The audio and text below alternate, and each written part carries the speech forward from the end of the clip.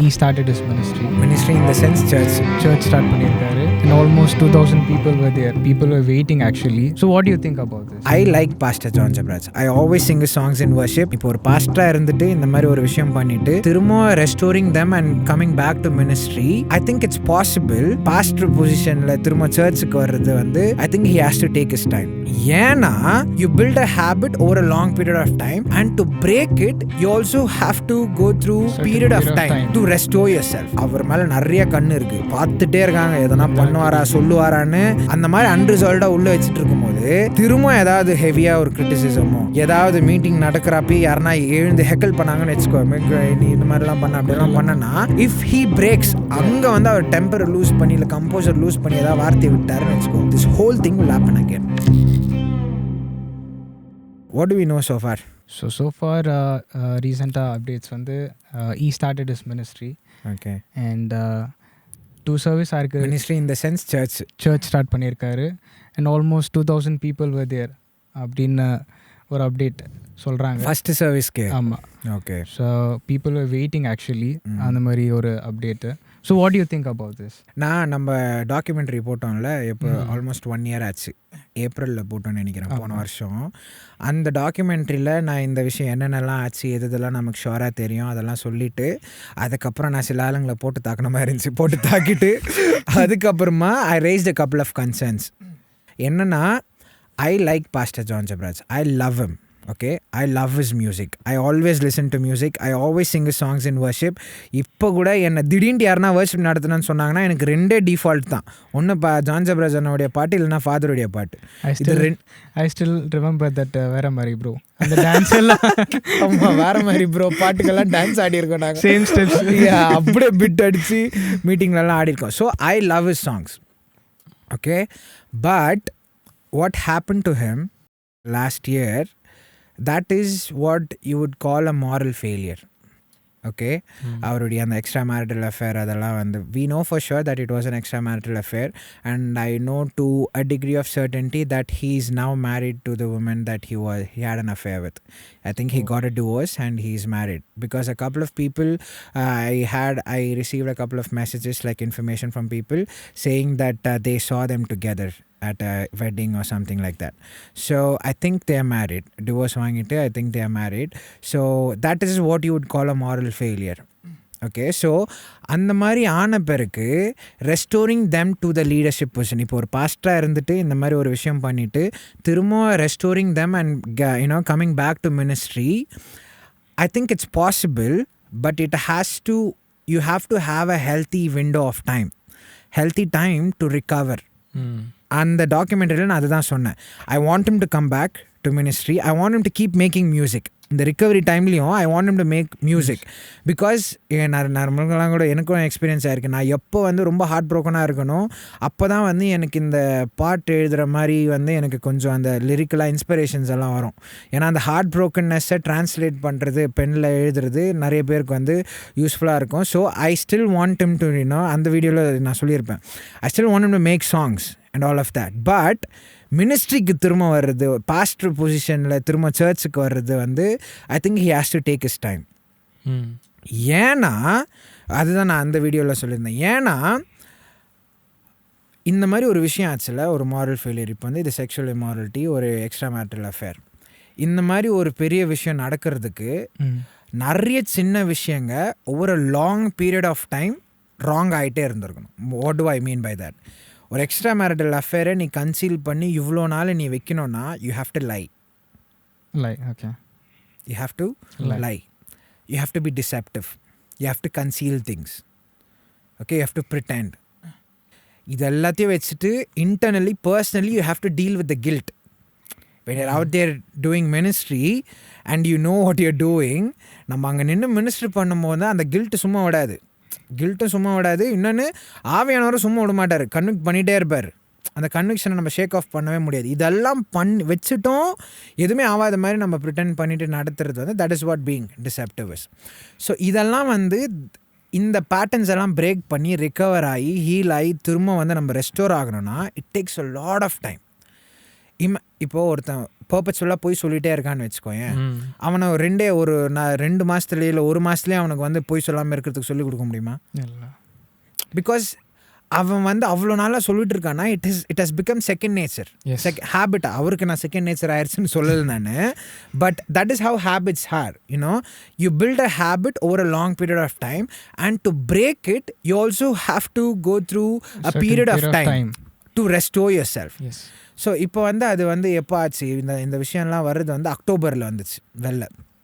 So அக்டோபருக்கு முன்னாடியே நடந்துட்டு இருந்ததுன்னு வச்சுக்க. ஐ திங்க் அந்த கேஸ் எல்லாம் போய் வந்தது வந்து மார்ச்லேருந்தே ஆரம்பிச்சிச்சுன்னு நினைக்கிறேன். ஸோ அப்பத்துலேருந்தே ஆகிட்டுருக்கு. ஓகேயா? ஆனால் அக்டோபரில் தான் எல்லாம் க்ரேஸி ஆச்சு. ஏன்னா எல்லாருமே வந்து பண்ண ஆரம்பித்தாங்க. ஸோ இப்போ அக்டோபர்லேருந்து இப்பயே பார்த்தோன்னா 1 வருஷம். அக்டோபர் அந்த டைமில் தான் I think he was arrested in the month of ஏப்ரலோ இல்லை மார்ச்சில் அரெஸ்ட் பண்ணாங்கன்னு நினைக்கிறேன். ஸோ இப்போ ஏப்ரல் மார்ச்னே வச்சுக்கோயேன், வச்சுட்டு 1 மாதம் அவர் ஜெயிலில் இருந்தார். அதுக்கப்புறம் வெளில வந்தாங்க. இப்போ it is not even like 5-6 months he's back to ministry.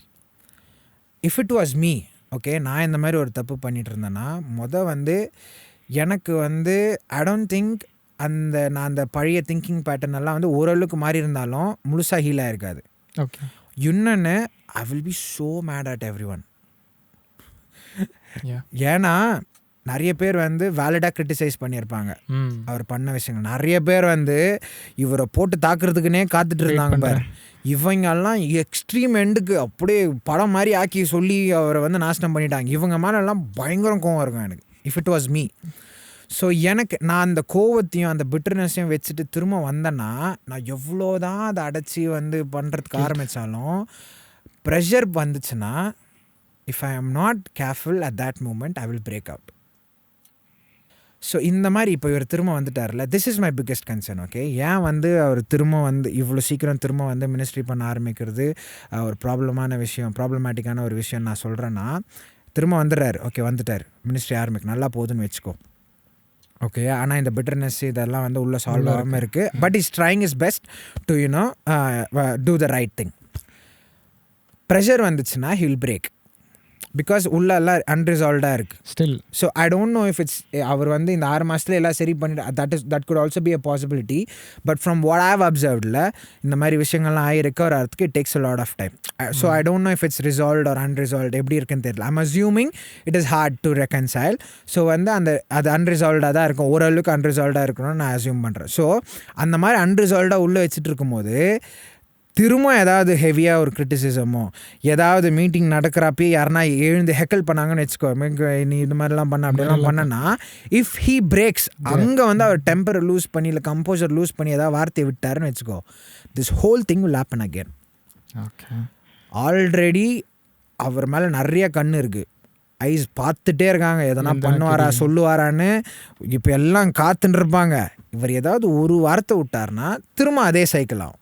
இப்போ திரும்ப இவங்கெல்லாம் பேச ஆரம்பிப்பாங்க, திரும்ப இவர் அப்படியே இக்னோர் பண்ணிட்டுருப்பாரு. திடீர்னு திரும்ப அந்த ஏதாவது ஒரு ப்ரெஷர் பாயிண்ட் வரும், அங்கே பிரேக் ஆவார், திரும்ப சொல்லுவார், திரும்ப வரும்.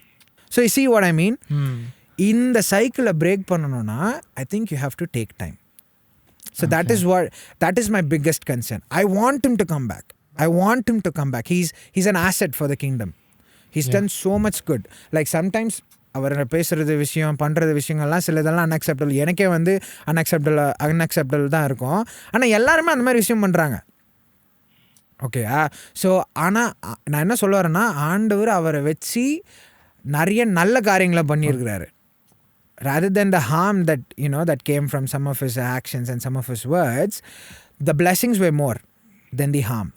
Okay, so I want him to come back, but I want, especially for ministry, I would much rather prefer to see him take a longer break, recover and heal completely, leave all of that behind for good and then come back.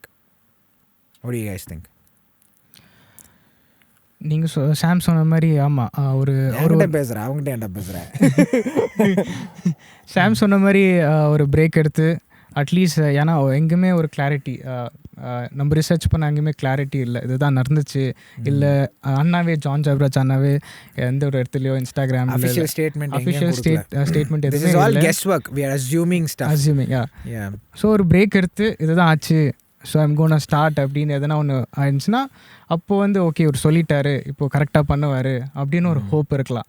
But எதுவுமே clarity இல்லாமல் எதுவுமே பேச முடியாதுல்ல. So we are just talking assuming things. Yeah அதுவும் நல்லாயிருக்கும். Like அவர் ஒரு அஃபிஷியலாக ஒரு ஸ்டேட்மெண்ட்டோ இல்லை வீடியோவோ ஏதாவது ஒன்று பண்ணி இதெல்லாம் ஆச்சு இப்போ இந்த நிலமையில் இருக்கோம், இதெல்லாம் நாங்கள் பண்ண போகிறோம் அப்படின்னு சொன்னால் I think that will be good. Because ஏன்னா இப்போ யோசிப்பாங்க அதெல்லாம் அவங்க பர்சனல் மேட்ரு, நீ ஏன் அதெல்லாம் கேட்குற? He's a public figure. He's a public figure. So public ஃபிகர்னா ஹீ ஹேஸ் எல்லாருடைய இன்ட்ரெஸ்ட்டும் it's concerned with him. Okay, yeah. Especially everyone is concerned with what happens to him. So yeah, our official statement போட்டா நல்லா தான் இருக்கும்னு நினைக்கிறேன். But I don't know if he's going to do it. Maybe he does.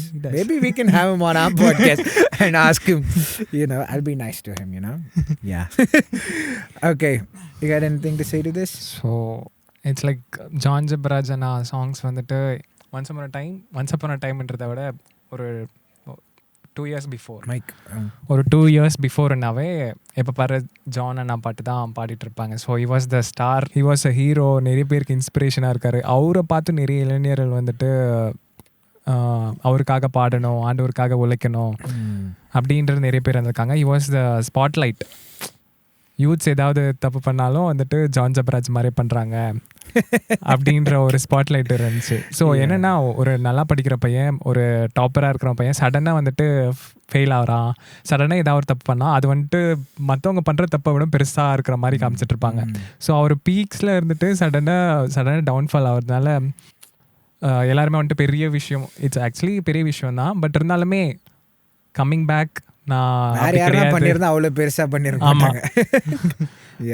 இப்போ இதை ஊதி பெருசாகிட்டாங்க. So coming back, just prayers for him. எப்படி வர போகிறாருன்னு தெரியல. We can't figure that out somewhere, guess ஒர்க்கில் பண்ண முடியாது. Just prayers. Pray for him. Like I prayed for him. அவர் அந்த விஷயங்கள்லாம் பீக்கில் ஆகிட்டு இருக்கும்போது நான் ஜெபம் பண்ணது என்னென்னா